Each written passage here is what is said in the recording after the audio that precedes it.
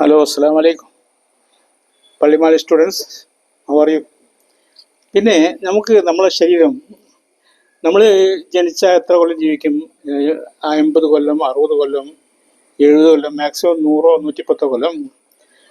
ഇതാണ് നമ്മളെ ആയുസ്. അപ്പോൾ ഈ ആയുസിൻ്റെ ഇടയ്ക്കുള്ള എക്സ്പീരിയൻസ് നമുക്കുള്ളൂ. അതിൻ്റെ അപ്പുറമുള്ളൊരു ഡയറക്റ്റ് എക്സ്പീരിയൻസ് നമുക്കില്ല. പിന്നെ നമ്മൾ പഠിച്ച കാര്യങ്ങളുള്ളൂ. പക്ഷേ അതുപോലെ നമ്മുടെ ശരീരത്തിലുള്ള മറ്റു ഭാഗങ്ങൾ, നമ്മുടെ ശരീരത്തിലുള്ള കോശങ്ങൾ അല്ലെങ്കിൽ സെല്ലുകൾ ഒക്കെ എടുത്തു നോക്കിയാൽ അവർക്ക് നമ്മളെക്കാട്ട് എക്സ്പീരിയൻസ് ഉണ്ട്. ഫോർ എക്സാമ്പിൾ, നമ്മളെ ശരീരത്തിലുള്ള ഒരു ഹൈഡ്രജൻ ആറ്റം എടുക്കാം. ആറ്റങ്ങൾ കൊണ്ടാണ് നമ്മുടെ ശരീരം ഉണ്ടാക്കിയത്. അതിൽ പല ആറ്റങ്ങളുണ്ട്. അതിൽ ഒരു ഹൈഡ്രജൻ ആറ്റം നമ്മുടെ ശരീരത്തിൽ വേർപ്പെടുത്തിയെടുക്കാം. അതിൻ്റെ ഹിസ്റ്ററി പരിശോധിച്ച് ചോദിക്കാൽ അത് ജനിച്ചപ്പോഴാണ് അറിയോ, അത് ജനിച്ച് ബിഗ് ബാങ്ങിൻ്റെ സമയത്താണ്. 13.5 ബില്യൺ കൊല്ലങ്ങൾക്ക് മുമ്പാണ് ജനിച്ചത്. നമ്മൾ പടുത്ത് ജനിച്ച് പിന്നെ മരിച്ചു വന്നു.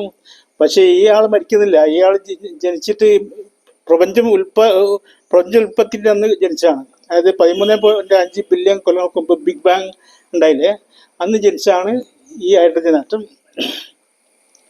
അത് പിന്നെ പോയിട്ട് കുറേ ഒരു കോസ്മിക് ഡസ്റ്റായിട്ട് നടക്കും. പിന്നെ അത് ഏതെങ്കിലും നക്ഷത്രത്തിൻ്റെ ഭാഗമാവും. പിന്നെ ആ നക്ഷത്രം കോടിക്കണക്കിന് കൊല്ലം ജീവിച്ചിട്ട് പിന്നെ ആ നക്ഷത്രം പൊട്ടിത്തെറിക്കും, സൂപ്പർനോവ. ആ സൂപ്പർനോവ അപ്പം ഇത് അതും കണ്ടിട്ട് മൂപ്പര് നക്ഷത്രം ഉണ്ടാവുന്നതും നക്ഷത്രം വലുതായി സൂപ്പർനോവായി പൊട്ടിത്തെറിക്കുന്നതും ഒക്കെ മൂപ്പര് കണ്ടിട്ടുണ്ട്. അതിൻ്റെ ശേഷം മൂപ്പര് പൊട്ടിത്തെറിച്ച് വേറെ ഇടയ്ക്ക് എത്തി, വേറൊരു നക്ഷത്രത്തിലെത്തി, പുതിയൊരു നക്ഷത്രം ഉണ്ടായി, അതിൽ മൂപ്പര് ജീവിച്ച്. അങ്ങനെ അത് കഴിഞ്ഞ് കുറേ കോടിക്കണക്കിന് വർഷങ്ങൾക്ക് ശേഷം ആ നക്ഷത്രവും അപ്രത്യക്ഷമായി. പിന്നെ മൂപ്പര് നമ്മളെ സോളാർ സിസ്റ്റം സൗരയൂഥത്തിലെത്തിയിട്ട് നമ്മളെ ഭൂമിയിൽ ചേരും. ആ ഭൂമി ചേരി കുറേ കൊല്ലങ്ങൾ, കോടിക്കണക്കിന് വർഷങ്ങൾക്ക് ശേഷം മൂപ്പര് ഭൂമിയിലെത്തുന്നത്.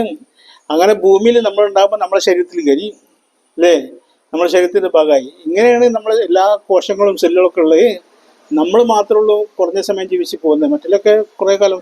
പിന്നെ മാത്രമല്ല ശരീരം മുഴുവൻ നമ്മളതല്ല. നമ്മുടെ ശരീരത്തിൻ്റെ 53% വേറെ ജീവികളാണ്. നമ്മളെ ശരീരം എന്ന് പറഞ്ഞാൽ കോടിക്കണക്കിന് ജീവികളുടെ ഒരു ആവാസ കേന്ദ്രമാണ്, മനസ്സിലായില്ലേ? അപ്പോൾ വേറെ ജീവികളാണ്, ഹ്യൂമൻസ് അല്ലാത്ത വേറെ ജീവികളാണ് നമ്മുടെ ശരീരത്തിൽ 53%. ബാക്കി 47% നമ്മളുള്ളൂ, മനുഷ്യനുള്ളൂ. അങ്ങനെയൊക്കെ അങ്ങനെ ഒരുപാട് കാര്യങ്ങളുണ്ട്. അതിൽ നിന്ന് ഇത്രയും പറഞ്ഞ് നിർത്താം. അസ്സലാമു അലൈക്കും.